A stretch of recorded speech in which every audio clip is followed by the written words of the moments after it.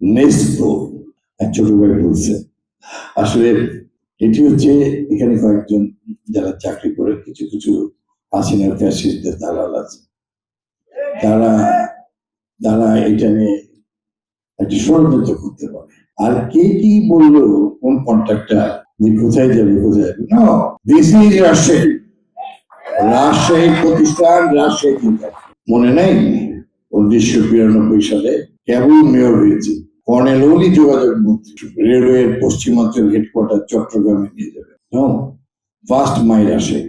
আমি অনুসরণ করেছি রানিং মেয়র গভর্নমেন্টে থাকা অবস্থায়, আমি মিছিল করেছি, মিটিং করেছি।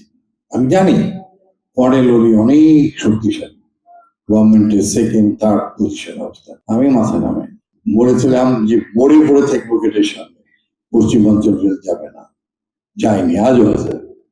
নেস্কো কেন, কোনো কিছু রাজশাহী থেকে যাবে না, রাজশাহী বাই ফার্স্ট।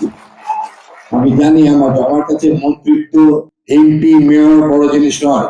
এই মাটিতে আমার জন্ম, এই মাটিতে আমার মৃত্যু।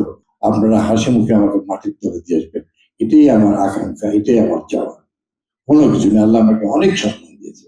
আর এগুলো কোন কন্ট্রাক্টের ইন্টারেস্টে কে কোথায় কি করবে,